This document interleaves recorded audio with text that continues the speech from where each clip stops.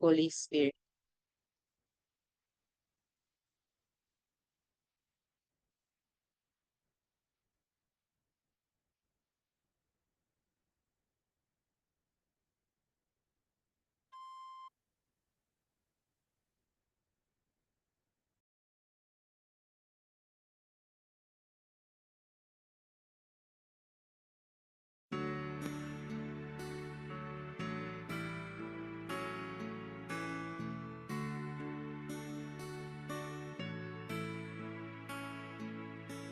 Halina, Espiritu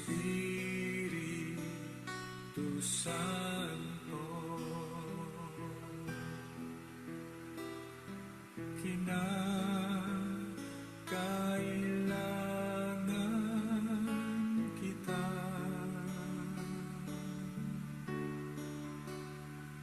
Sigla at lakas ng mahina,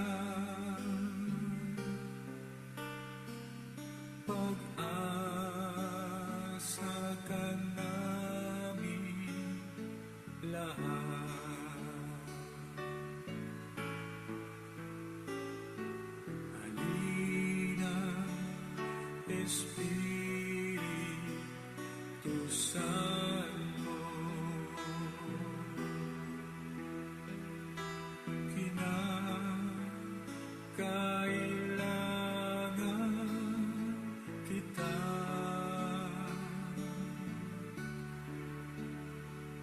Sigla at lakas ng mahina, pag-asa ka namin lahat.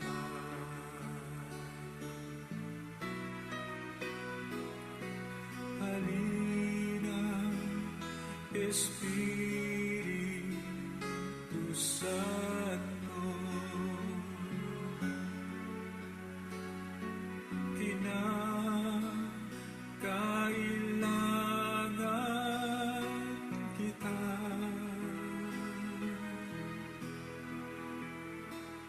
Sigla at lakas ng mahina, pag-asa ka namin lahat.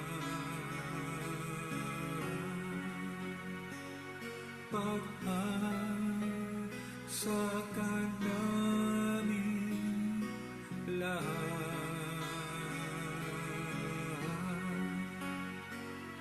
Pag-asa ka namin lahat.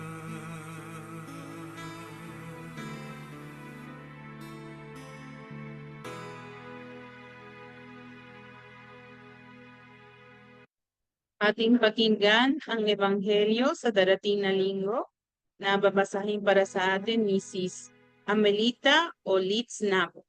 Sis Litz po.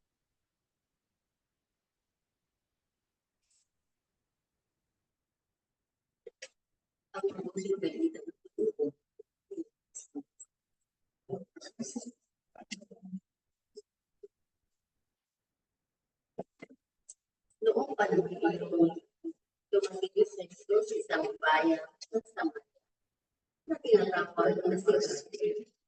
Malapit sa bukid ay binigay na po kanyang ina na si Jose. Ito matatagpuan ang balon ni Apo. Umupo sa Jesus sa tabi nito sapagkat siya'y napagod sa paglalakbay. Halos katanghali ang tapat noon, may isang Samaritanang dumating upang umigib. Sinabi ni Jesus sa kanya, "Maaari bang makiinom?"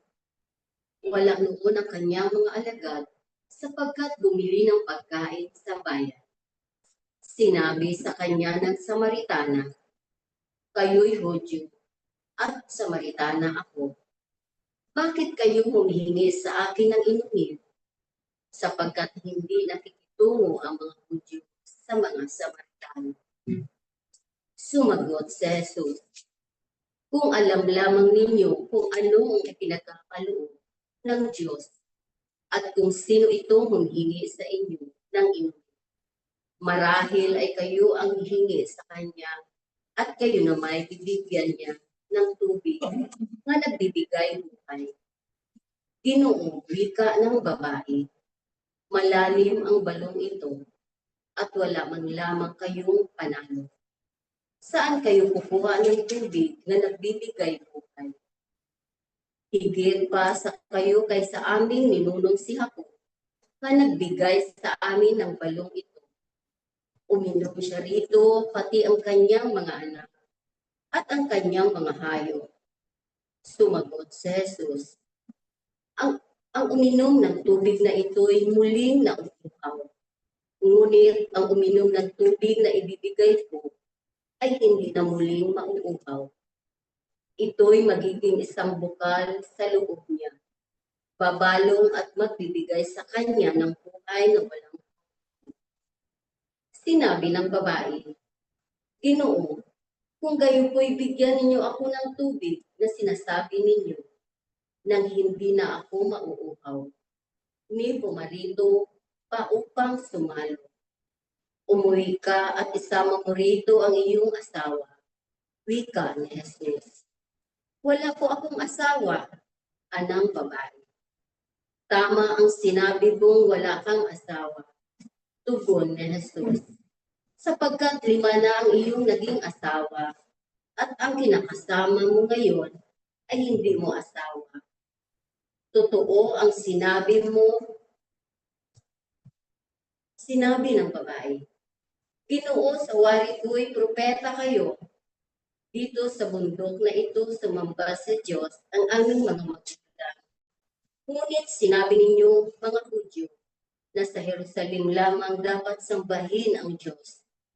Tinugon siya ni Jesus, maniwala ka sa aking ginang. Dumarating na ang panahon na sasambahin niyo ang Ama, hindi lamang sa bundok na ito o sa Jerusalem.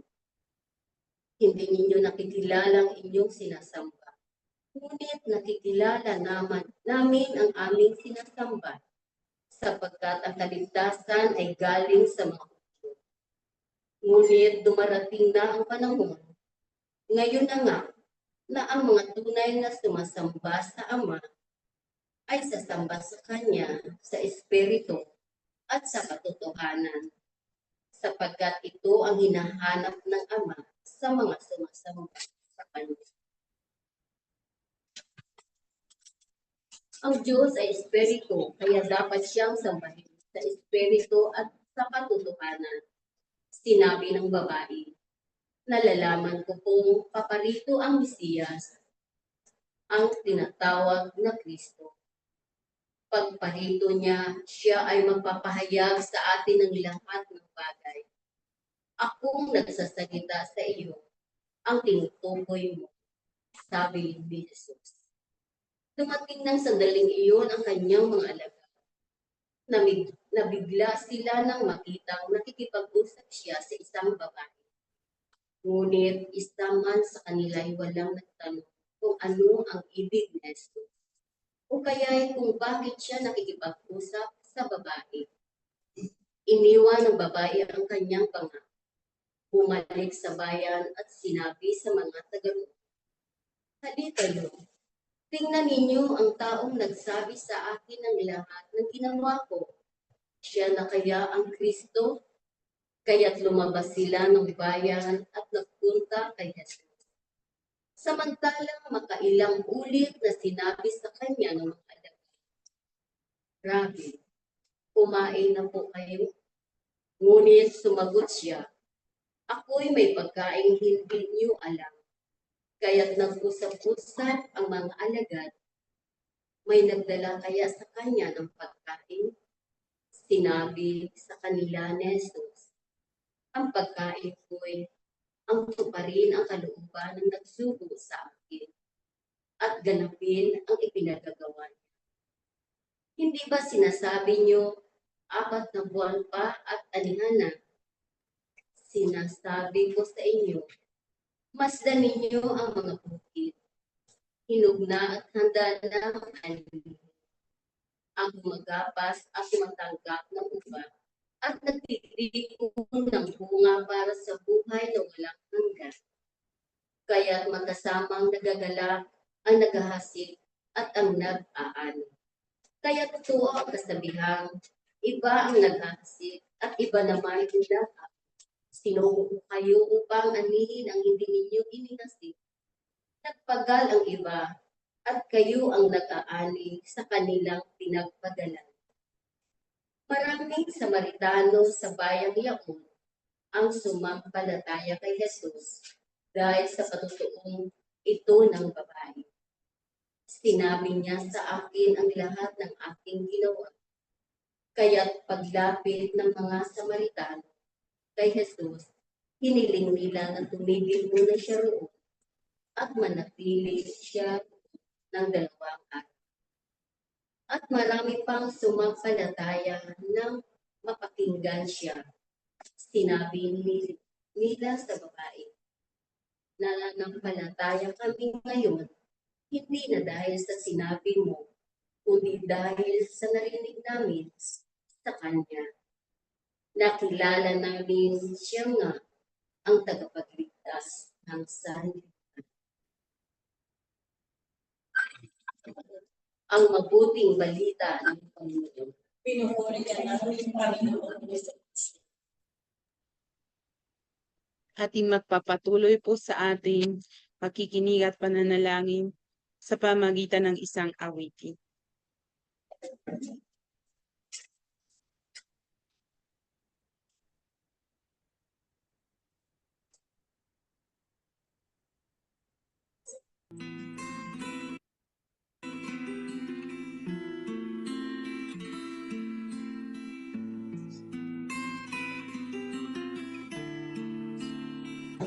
Though many times I run from you in shame, I lift my hands and call upon your name.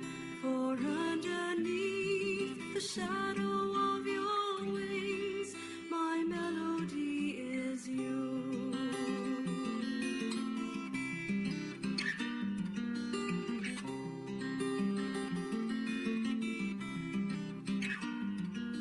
Oh Lord, I seek you for I thirst. Your mercy is the rain on the desert of my soul. Oh Lord, I raise my lifeless eyes and see your glory shine, how your kindness overflows. Though many times I run from you in shame, I lift my hands and call upon your name.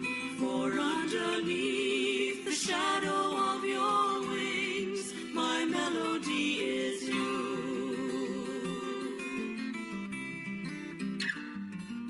Oh Lord, your sanctuary calls. I yearn to be with you in the rivers of your love. Though many times I run from you in shame, I lift my hands and call upon your name. For underneath the shadow of your wings, my melody is you.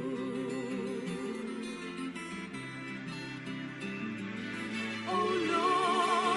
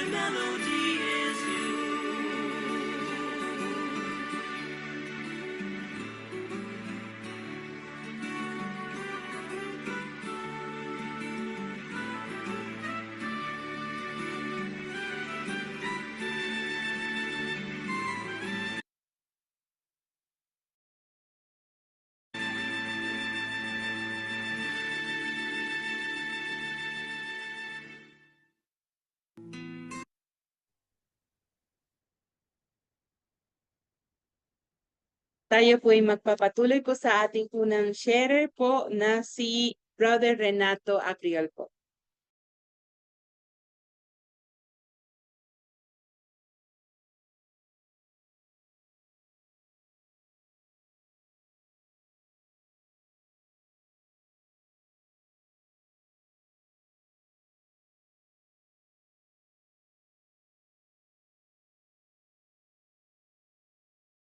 You're muted pa po.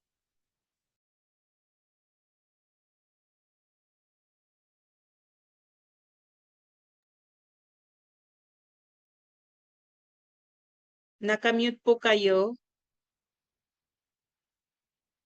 Wala po kaming narinig. Ate Christy, wala po kaming narinig.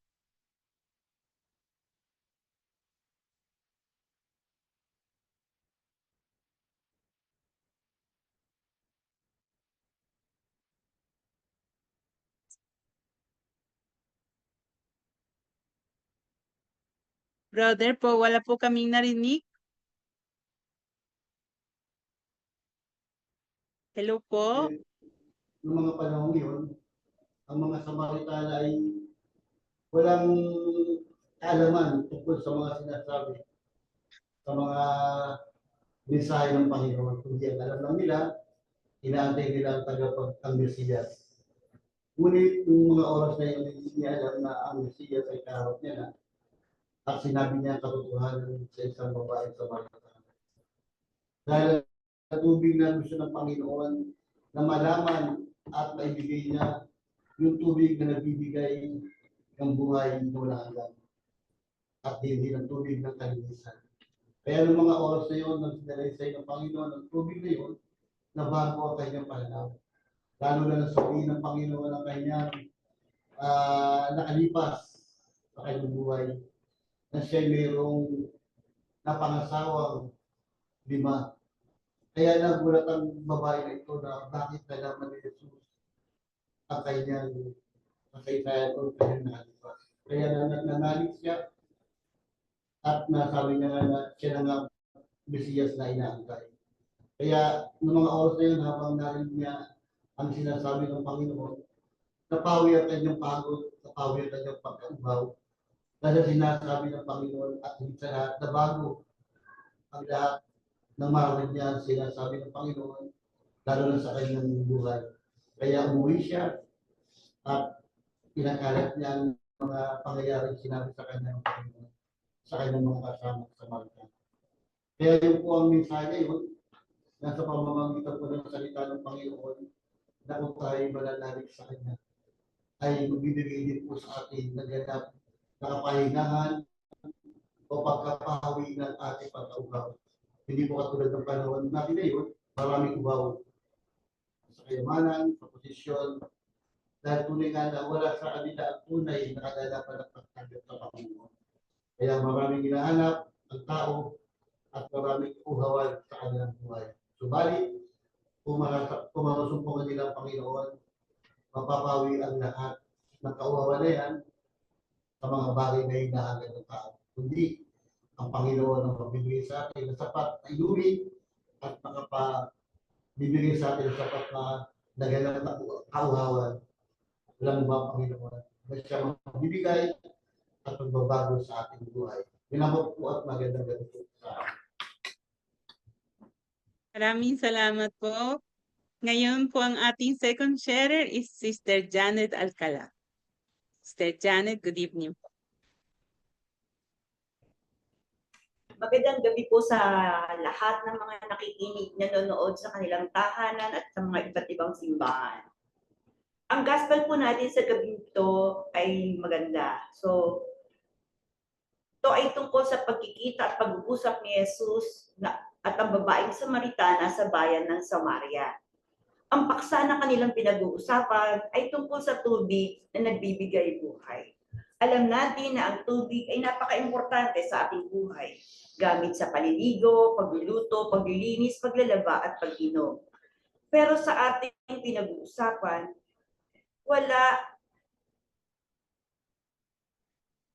pinag-uusapan nila ay malalim ang kahulugan bilang isang pananampalataya. Ang tubig niya nagbibigay buhay. Maraming ulit na binanggit ang tubig sa Biblia. Nag-umpisa ang kanilang pag-uusap nang si Jesus ay humingi ng tubig na maiinom dahil nauuhaw ito. Ngunit ito ay kinagulat ng Samaritana dahil hindi nakikitungo ang Hudyo sa mga Samaritano. Tingin nila marurumi ang mga ito. Ito si Jesus humingi ng inumin gamit ang kanyang banga. Ngunit sinira ni Jesus ang ganitong tradisyon. Sa kanya, lahat ay pagpapatunay na pantay-pantay ang lahat ng tao. Sa kanilang pag-uusap, maraming pangaral si Jesus na tumimo sa babaeng Samaritana at inakala niya si Jesus ay isang propeta. Ngunit ang sabi ni Jesus, ang tubig na umiinom mula sa inyong balon ay ay muling mauuhaw. Ngunit ang umiinom ng tubig na ibinibigay ko ay hindi na muling mauuhaw. Matalinghaga ang sinabi ni Jesus. Kaya ang sagot ng babae, Ginoo, kung gayon po ay bigyan niyo ako ng tubig na sinasabi niyo nang hindi na ako muling mauhaw. Ito ang hinahanap ng Ama. Ang tunay na nauuhaw sa tubig ng buhay ay taong sumasamba sa Diyos, ang taong sumasamba sa Espiritu at sa katotohanan. Alam natin, hindi natin nakikita ang Diyos, pero tayo ay naniniwala sa Kanya at siya ay ating nakakausap. Sa pag-usap ni Jesus, alam niya na ang babae ay isang makasalanan. Ito ay puno ng takot at kahihiyan at pagkabahala. Naniniwala ang Samaritana na ito ang Mesiyas na hinihintay nilang dumating. Kaya sa paghingi niya ng tubig ay sumasagisag sa paghingi niya ng kapatawaran sa lahat ng kanyang kasalanan. Ito ang tubig ng buhay na kailangan niya upang maging malinis ang kanyang kaluluwa. Sa paghinilay natin sa ating ebanghelyo, hindi tayo nalalayo sa babaeng Samaritana. Tulad niya, tayo rin ay makasalanan, may takot, pangamba, kasikaman, nawawala ang prinsipyo, kapalit ng material na bagay at posisyon. Si Jesus ay naniniwala sa atin, hinihintay niya tayo para makipag-usap sa Kanya at buksan ang ating mga puso at hingin ng tawad ang ating mga kasalanan.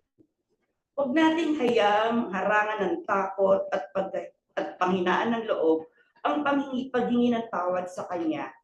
Wala siyang pinipiling tao, mayaman man o mahirap, bata o matanda. Bukas siya sa pakikinig sa atin. Gusto rin niyang makainom tayo ng tubig ng buhay upang mabuhay tayo ayon sa Kanyang kalooban. Tayo ay magsisi at mangumpisal. Jesus aming Panginoon, kitang-kita mo ang kalagayan ng aming kaluluwa, marumi at magulo. Nais namin ibigay sa iyo ang aming kaluluwa upang mabusog ka sa pamamagitan ng pagiging bukas sa iyong awa. Binubuksan namin ang aming mga puso at mga sarili para sa iyo. Mahal na Panginoon, kami ay nadalalangin na ang iyong tubig ng buhay ay bumubukal sa aming puso magpakailanman. Naniniwala kami sa iyo, Jesus. Maraming salamat po. Maraming salamat po, Sister Janet, at ang lahat ng mga kapatid natin mula sa San Pablo Apostol Parish dyan po sa Tondo. At ngayon tayo po ay magpapatuloy po sa exposition po ng ating director, si Father Adonis Aclolo. Good evening po, Father. Magandang gabi, Sister Lacey. Magandang gabi mga Bible Apostles, lalo na sa ating host parish dyan sa San Pablo Apostol.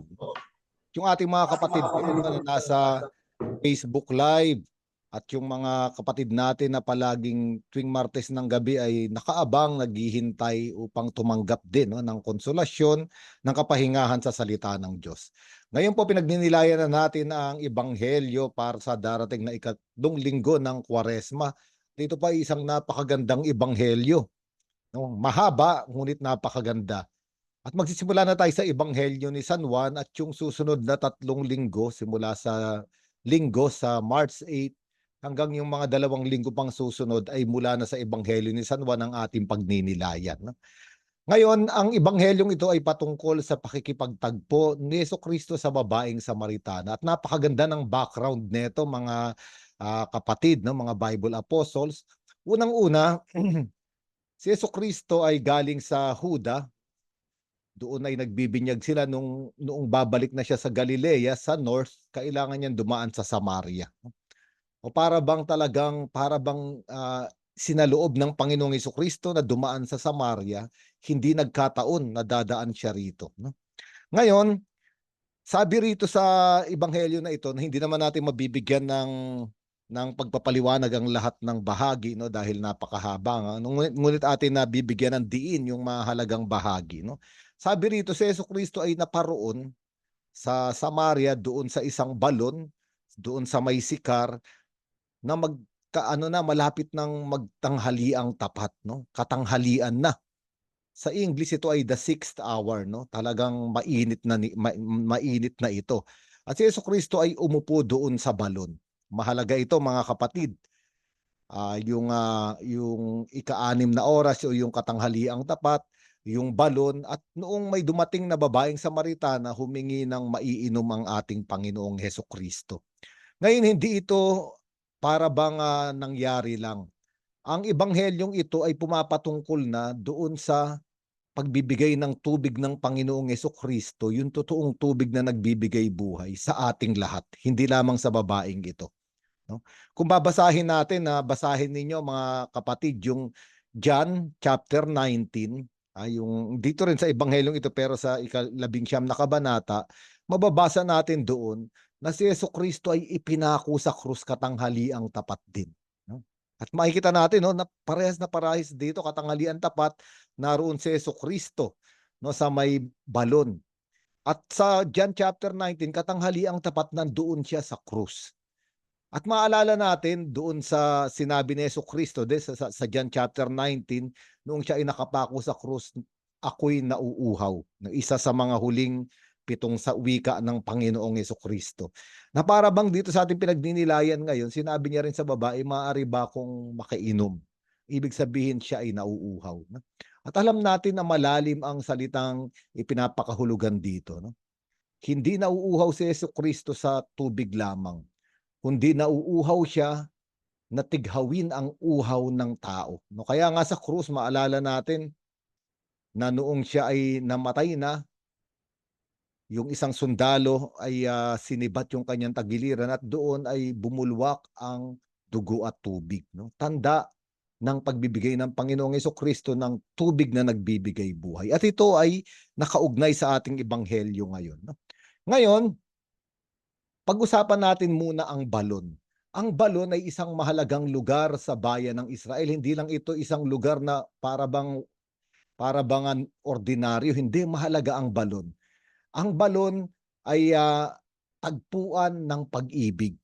Kung pupunta tayo sa aklat ng Genesis, basahin natin, no, mga kapatid, noong si Abraham ay gusto niya nang magkaroon ng mapapangasawa ang anak niyang si Isaac, isinugo niya ang kanyang alipin na si Eliezer na humanap ng mapapangasawa. At alam natin na sa aklat ng Genesis na si Eliezer ay natagpuan si Rebecca sa balon.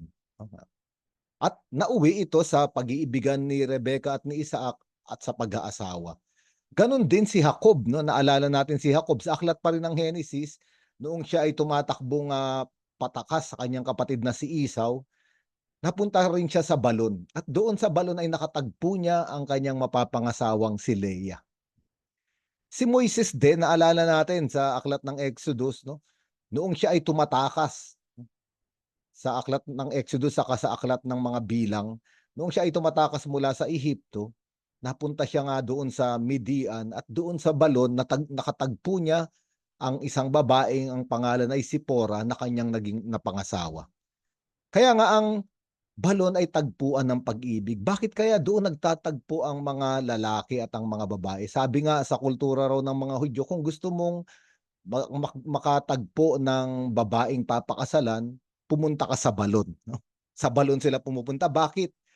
Ang mga Hudyong babae, ang kanilang responsibilidad ay yung mga household chores, yung mga gawaing bahay at yung mga pangangailangan sa bahay. At isa sa pangangailangan sa bahay ay ang tubig. No, kaya ang mga babae, Israelita, mga Hudyo, sila ang umiigib ng tubig sa balon. No? Yung mga dalagang babae, doon sila umiigib. Yung mga nanay, yung mga may asawang babae, doon sila umiigib. No? Kaya nga kung gusto mong makatagpo raw ng babaeng liligawan, doon sa balon. At ito ay malalim. Bakit kaya si Jesucristo ay kinatagpo ang babaeng ito doon sa balon? Ngayon may mahalagang detalye rito mga kapatid. Katanghaliang tapat nag-iigib yung babae. Ito ay kakaiba. Sapagkat sa bayan ng Israel ay napakainit. Kung mag-iigib man ang mga kababaihan, ito ay ginagawa nila maaring sa umaga, yung hindi pa kainitan ng araw, yung mga madaling araw o mga 6:00 ng umaga.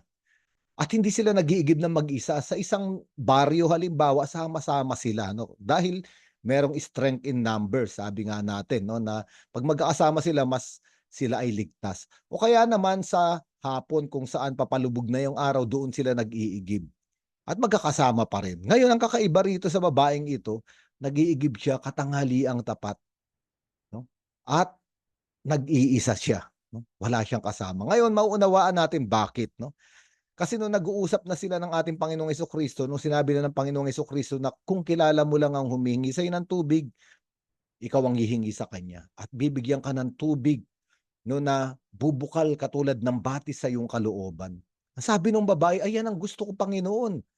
Ayaw sawa na akong pabalik-balik sa pagsalok ng tubig dito. Ang ibig sabihin itong babaeng ito ay sumasalok ng tubig, ngunit may mas malalim siyang tubig na hinahanap. At ito yung tubig na titigaw sa uhaw ng kanyang kalooban. At ito ay larawan ng bawat tao. Tayo ay uhaw, hindi lamang uhaw sa pisikal na tubig. Tayo ay uhaw kadalasan sa pagmamahal, uhaw sa lakas ng loob, uhaw sa dignidad, uhaw sa katarungan. Marami tayong kauhawan. Kaya nga, itong babaeng ito, sa ebanghelyo na pinagdinilayan natin, malalaman natin bakit siya uhaw. No? Nung humihingi na siya ng tubig kay Jesus, sabi niya, gusto ko na yan, tubig na bumubukal sa kalooban ko upang hindi na ako mag-igib dito. O hindi na ako maghanap ng tubig sa labas. Gusto ko nang bumukal yung tubig sa loob ko. Ang sabi ni Jesucristo, tawagin mo muna ang iyong asawa. Sabi ng babae, wala po akong asawa. At sabi ni Jesucristo, totoo, tama, na wala kang asawang, ngunit 5 na ang naging asawa mo at yung kinakasama mo ngayon ay hindi mo pa rin asawa. Ang ibig sabihin, may 5 inibig na ang babaeng ito. At yung pang-6 na iniibig niya ngayon ay hindi niya pa rin na asawa. Ang ibig sabihin, lahat ng lalaking dumaan sa buhay niya ay hindi natighaw. Hindi nila na lunasan, nalapatan ng lunas yung pagkauhaw ng babae sa pag-ibig. Yung babaeng ito na dumanas no, ng iba't ibang relasyon na nasisira, nawawasak o napuputol, ang babaeng ito ay nagdurusa. Isang babae na sugatan ng puso. Isang babae na dumudugo ang puso. Isang babae katulad ng sinasabi natin na totoong uhaw. Naghahanap ng totoong magmamahal sa Kanya. Ngayon napipicture na natin mga kapatid, di ba? Bakit kaya si Jesucristo kinatagpo siya sa balon, sa lugar ng pag-ibig? Dahil ang babaeng ito ay uhaw sa pag-ibig. Ngayon, mas malalim pa yung idudugtong natin dito, mga Bible Apostles. Ang babaeng ito na taga Samaria ay hindi lamang nagdurusa dahil doon sa sarili niyang personal na buhay. Ang babaeng ito ay kinakatawan din ng kasaysayan ng bayan ng Samaria. At ito ibabalik tayo sa Lumang Tipan. Sa Lumang Tipan, pagkatapos ng paghahari ni Haring Solomon, na wasak at nahati ang kaharian ng Israel. Nagkaroon ng Northern Kingdom at Southern Kingdom. Sa kaharian sa norte, ang kapital na syudad ay Samaria.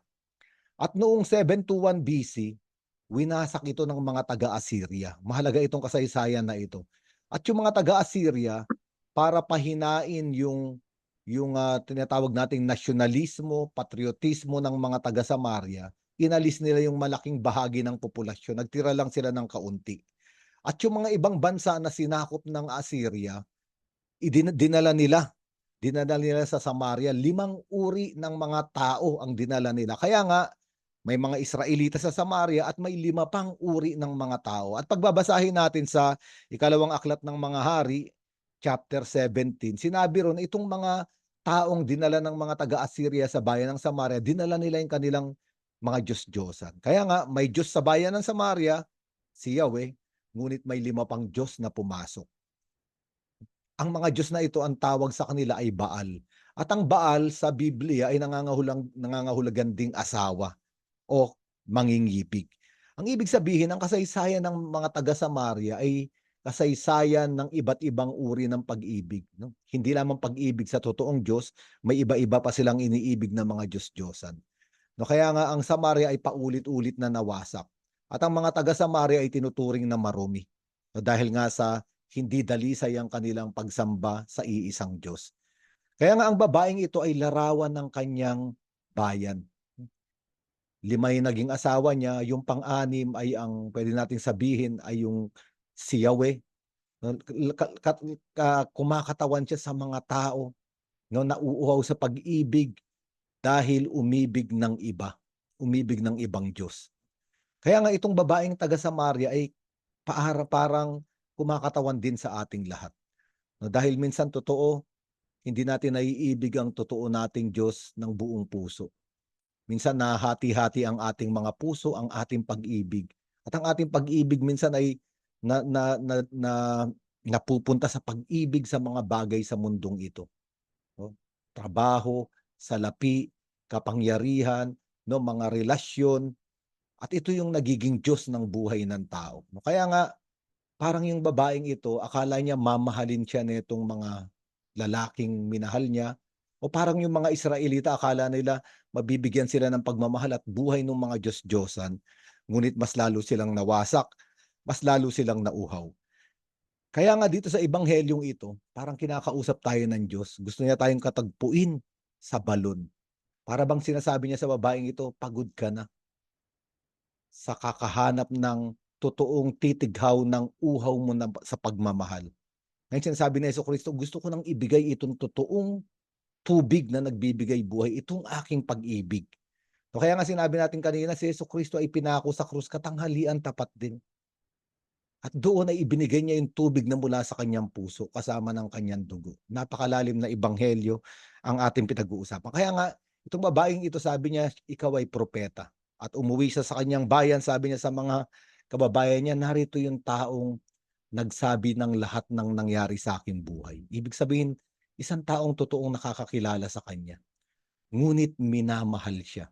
Ito ang ating Panginoon. Kilala tayo ng Panginoon. Maaring yung asawa ninyo, kapatid ninyo, yung mga pinakamalalapit na tao sa buhay ninyo, maaring hindi nila alam yung mga totoong nangyari sa buhay ninyo, sa buhay natin. May isang nakakaalam. At ito ang ating Panginoong Jesucristo. Ngunit bagamat alam niya ang mga nangyari, hindi siya lumayo. Patuloy niya tayong minamahal. At ngayon, wala yung mga alagad dito dahil bumibili sila ng pagkain sa bayan. Bakit kaya umalis pa yung mga alagad? Ba't hindi sila bumili ng pagkain sa Samaria? Kaya ito nga yung sinasabi natin kasi nga marumi ang tingin ng mga Israelita sa Samaria at di sila pwedeng kumain ng pagkain doon. Kaya nga ito yung nangyari, no? Bumibili sila ng pagkain sa malayo. At pagbalik nila, nakita nila si Jesucristo nakikipag-usap sa babaeng Samaritana na hindi pinapayagan sa bayang Israel. Bawal makipag-usap ang isang lalaki sa isang babae sa publiko. No? Ngunit dito sila nagtaka at hindi sila nakapagsalita. Kaya ang sabi nila, Panginoon, kumain ka na. At mahalaga yung sagot dito ng ating Panginoon. Sabi niya, mayroon akong pagkain na hindi nyo nalalaman. Nagulat sila, kumain na kaya to? Sino nagbigay sa kanya ng pagkain? At mahalaga yung sinabi ng ating Panginoong Jesucristo dito. Ang pagkain ko ay gawin o tupdin ang kalooban ng nagsugo sa akin. Napakaganda. Ang totoo palang pagkain ng mga Kristiyano ay gawin ang kalooban ng Diyos. At ito'y paanyaya sa atin ng Panginoong Jesucristo. Dahil ang pinag-uusapan dito ay inumin at pagkain. Ang inumin, ang tubig ay ang ibinibigay ng Diyos na pag-ibig. At kadalasan ito ay kinakatawan ng Espiritu Santo. At ang pagkain na bubusog sa tao ay ang gawin ng kalooban ng Diyos. Bubusugin niya tayo ng kanyang pag-ibig sa pamamagitan ng pagtupad natin ng kalooban ng Panginoon. Kaya nga 'di ba sa panalangin nating Our Father, magkakarugtong 'yan eh. Sabi roon 'di ba yung sundin ang kalooban mo dito sa lupa para ng sa langit, bigyan mo kami ng kakanin sa araw-araw. Ano ang pagkain ng Kristiyano sa araw-araw? Sundin ang kalooban ng Panginoon. At pagkatapos nun, yung mga tao ay namangha doon sa pagpapatotoo ng babae. Kaya lumapit din sila kay Jesus at sila rin ay nanampalataya, yung mga taga-Samaria. Natili ang Panginoon doon ng 2 araw. At doon ipinahayag ng Panginoon ang kanyang pag-ibig sa mga taong itinuturing na marumi, itinuturing na hindi dalisay, itinuturing na wasak at makasalanan, na natili ang Panginoon. Kung paanong kinakatagpo ng Panginoon yung babae sa balon, sa panahong ito ng Kwaresma, gusto niya tayong katagpuin sa balon para ibigay yung totoong tubig ng pag-ibig. Alam ng Panginoon na pagod na tayo sa paghahanap ng mga magmamahal sa atin, sa paggawa ng paraan para matapos na yung pagkauhaw natin sa pag-ibig, sa dignidad, no? Sa maraming bagay sa ating buhay. Gusto niya na tayong punuan. Napakaganda nito, yung hindi ka na maghahanap sa labas, sapagkat sa loob mo mismo ay bumubukal na yung ibinibigay ng Panginoon. Ito yung tinatawag nating spiritual na buhay, o yung may relasyon tayong sikreto sa Diyos na nasa loob ng ating puso. Araw-araw sa ating tayo mananalangin para itong bukal ng tubig na binibigyan tayo ng lakas. At ang lakas na ito ay nanggagaling sa kanyang pag-ibig. Kaya nga mga kapatid, napakagandang pagnilaya nito. Basahin uli natin, sapagkat narito ang isang Diyos na kinakatagpo tayo sa tagpuan ng pag-ibig, upang bigyan tayo ng tubig na nagbibigay buhay. Sige, pwede na tayo sigurong manalangin, sister. Yung So, Father, mga kapatid na nais magtaas ng panalangin, mag-unmute po kayo, no, at itaas ang inyong panalangin.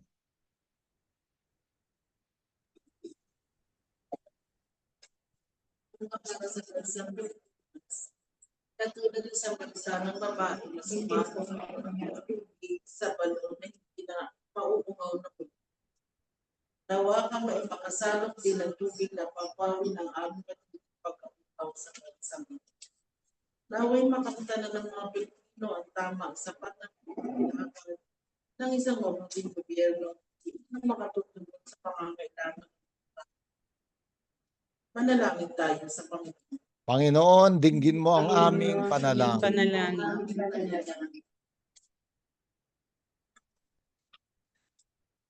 Bilang Biblical Apostolate, magampanan namin ang mga tungkuling aming tinanggap, kalakip ang mga biyaya at pagpapala sa mabuting balitang narinig.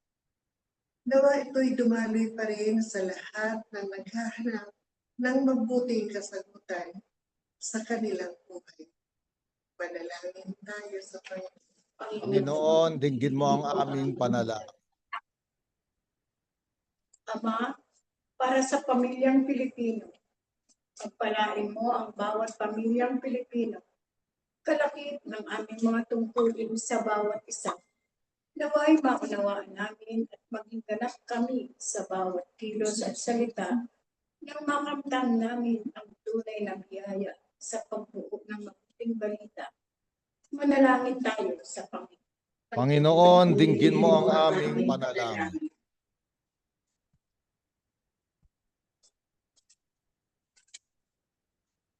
Tanggapin mo, Ama, mga panalangin na ito sa panalangin itinuro ng aming Panginoon sa amin. Ama namin, sumasalangit ka, sambahin ang ngalan mo. Mapasa amin ang kaharian mo, sundin ang loob mo dito sa lupa para ng sa langit. Bigyan mo kami ngayon ng aming kakanin sa araw-araw at patawarin mo kami sa aming mga sala. Para ng pagpapatawad namin sa nagkakasala sa amin, huwag mo kami ipahintulot sa tukso at adyan mo kami sa lahat ng masama. Announcement po tayo. Sister Tere. Tere is ready po with the announcements po, Father. May mga surprises po siya na maganda. Well, hindi na surprise. Hello po, magandang gabi po sa ating lahat. So, share ko lang po ang ating mga posters for our upcoming events. And sana po nakikita po ninyo. Yan, magkita-kita po tayo para po sa ating monthly formation at ito na po ang ating Lenten recollection po sa buwan po ng Marso. So sa March 21, 2026 po, ang ating pong speaker ay si Reverend Father Paul Obispo. Same time pa rin po, 9 a.m. to 12 noon, nagaganapin po sa Popeye sa 12 Catholic Center Auditorium sa UN Avenue, Paco, Manila. Ayan. So yun po yung una para po sa buwan po na ito. And then, ayaw next. Ano ba? Ayan.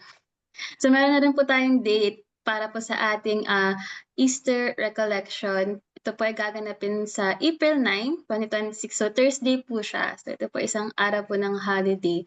Para po sa venue, same time pa rin po, 9 a.m. to 12 noon. Para po sa venue, for confirmation pa rin po yan. Pero i-update po namin kayo kung ano po yung, as soon as possible, kung saan po yung magiging venue po natin. Yan.